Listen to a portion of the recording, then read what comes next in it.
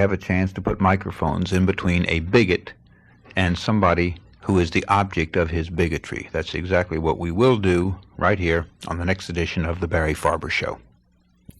That's no dirty joke. It's no clean joke. It's no joke. It is my plan for a broadcast which will take place right here if you keep your radio fixed right where it is.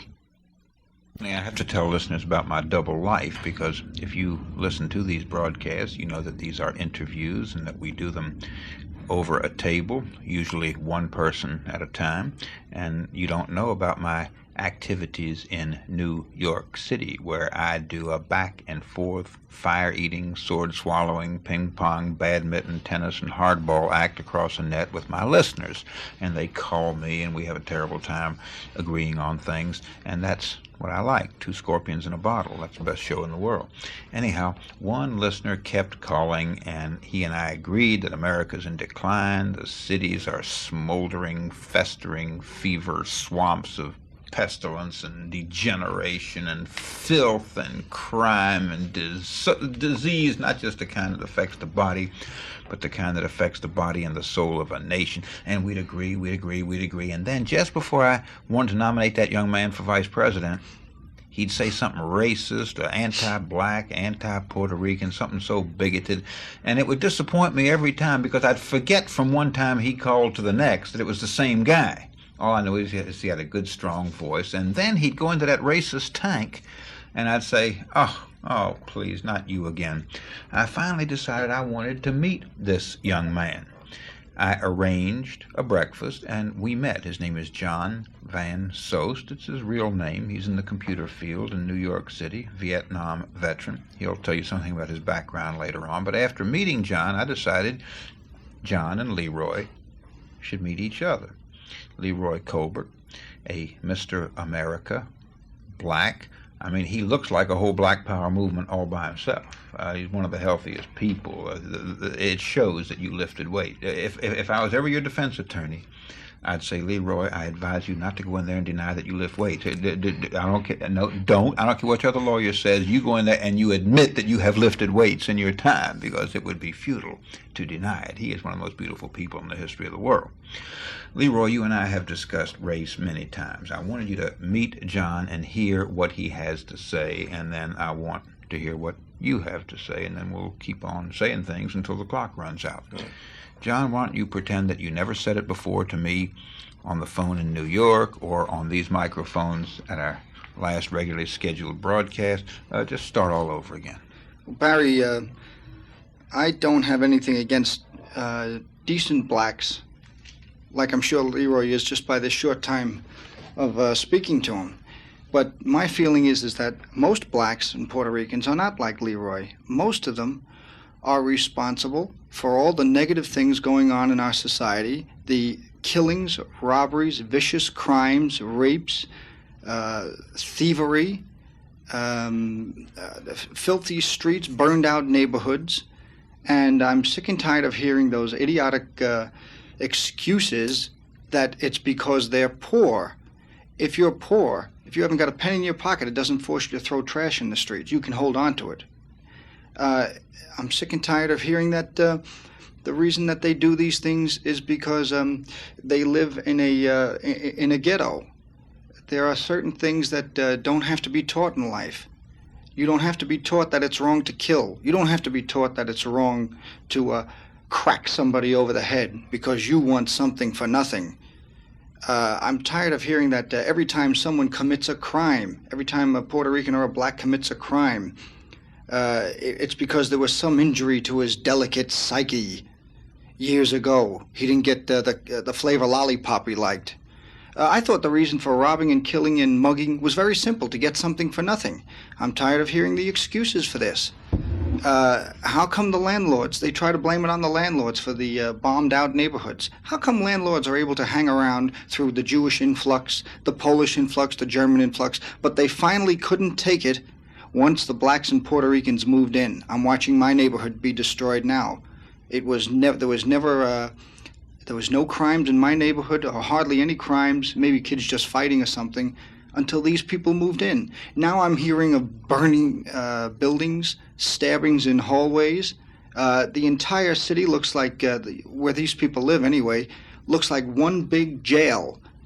A disgrace to the United States to see all kinds of gates over all the stores because they have to protect their property from marauding troglodytes. This is incredible, and nothing's done about it for the sake of racial tolerance. Nobody's allowed to say anything from the heart because Mayor Koch is being called a bigot now because he doesn't give them every single thing they want.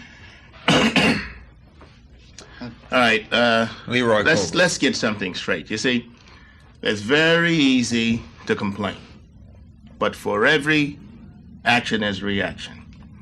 You cannot divorce the history of this country from the actions of a certain group of people.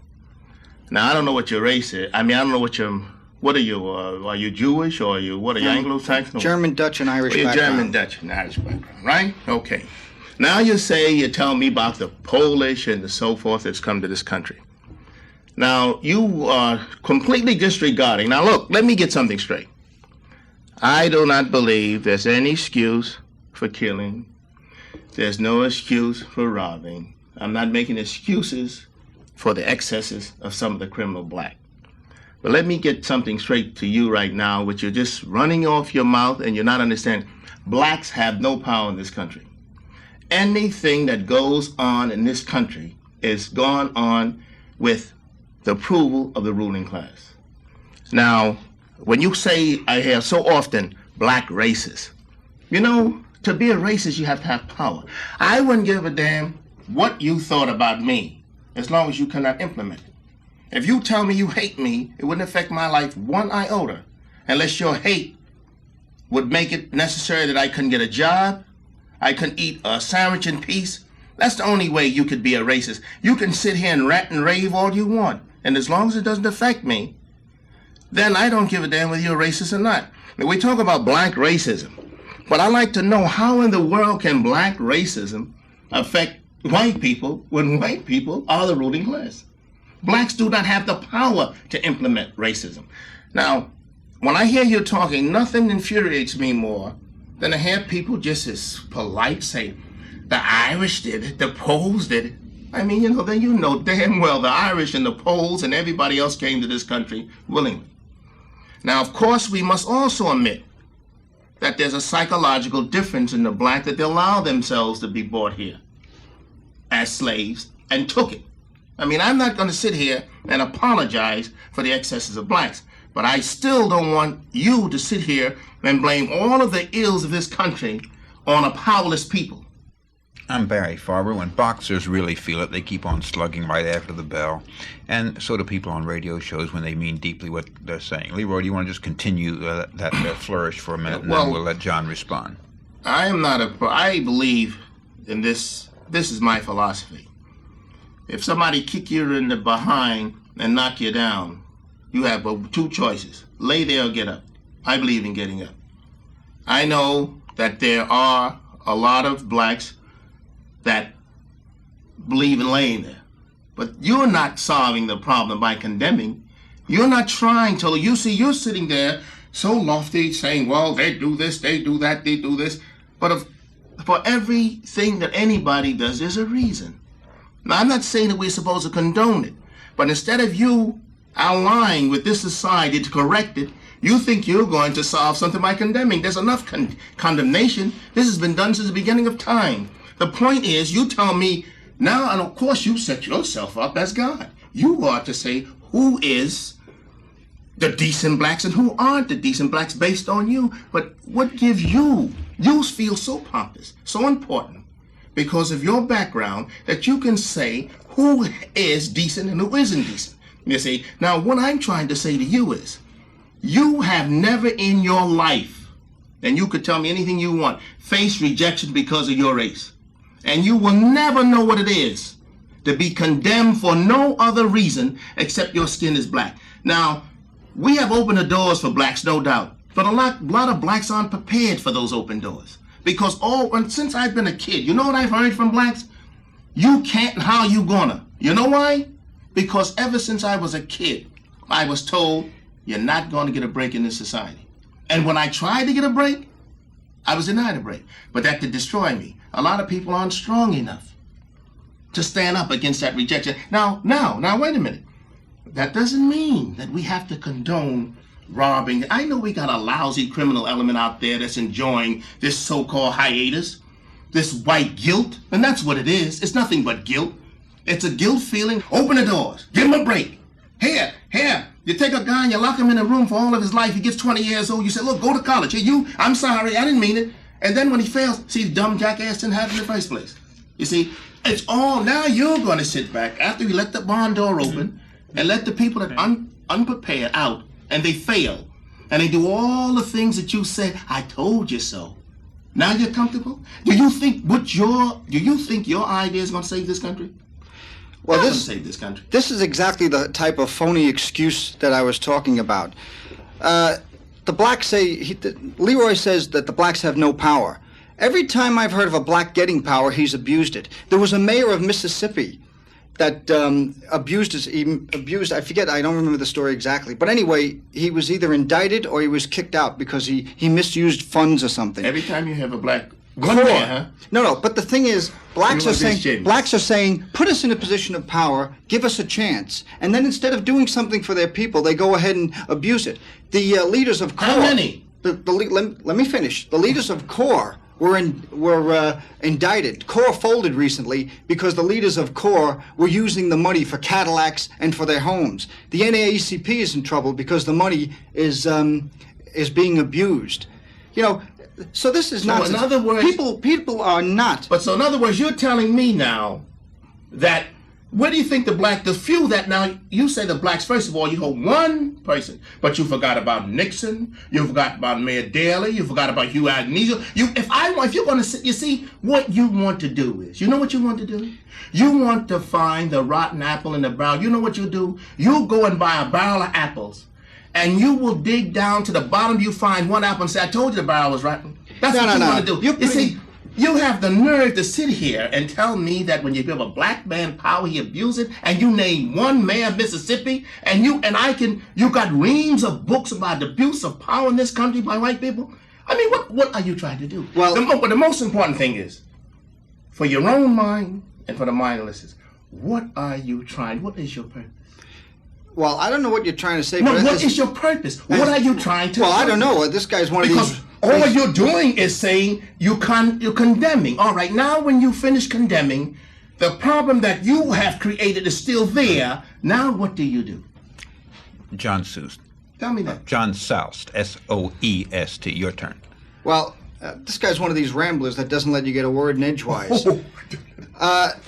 I'm not saying... He, as you would say, Barry, he's inferring where I did not imply. The blacks are condemning whites for abusing them and abusing the power that they have. The thing that I'm saying is that if the blacks got power, who's to say that they wouldn't abuse it just like whites do? They're no different than anybody else. You admit that?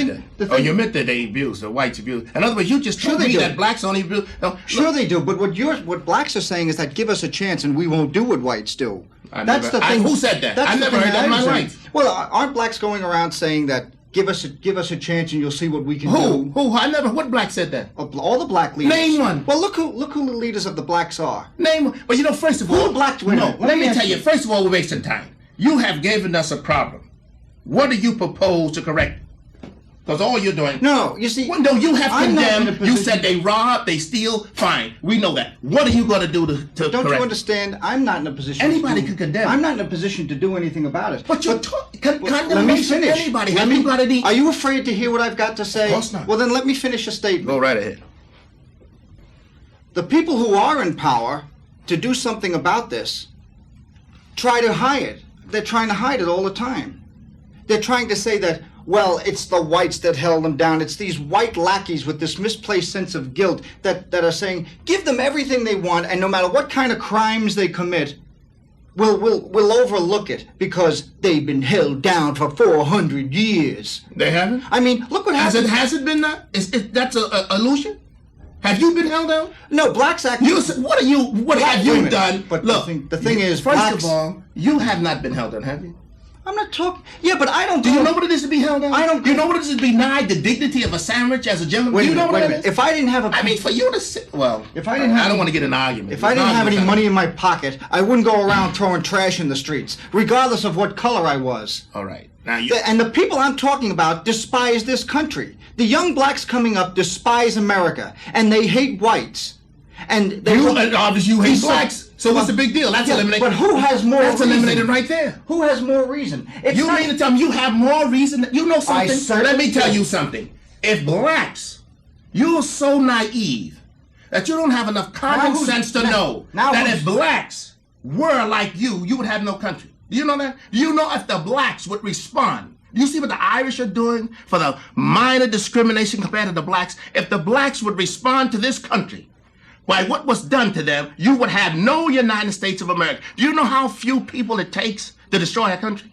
You're sitting up there saying, do you know something? In the time where blacks were held down and denied the dignity of a human being, if a small, minute fraction of those people would have rebelled against this country, there'd be no United States. You know there's 20 million blacks in this country. If 10%, 3%, did what the IRA are doing in Ireland, there would be no more United States. In the next stanza, I will impose modified martial law. I will give each of my participants on this panel the same amount of time to speak, and regardless of what he says, there shall be no interruption.